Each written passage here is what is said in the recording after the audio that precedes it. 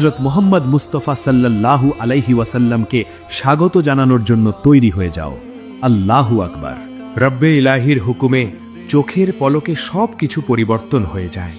মহান আল্লাহ রব্বুল আলমিন তার প্রধান ফেরেশতা হজরত জিব্রাইলকে হুকুম দিলেন, হে জিব্রাইল, জান্নাত থেকে আমার হাবিবের জন্য প্রস্তুতকৃত বিশেষ বাহন নিয়ে এসো এবং নিজের সাথে করে ৭০,০০০ ফেরেশতাদের নিয়ে যাও, আর আমার মাহবুবকে সম্পূর্ণরূপে প্রস্তুত করে আমার সাথে সাক্ষাৎ করার জন্য নিয়ে এসো।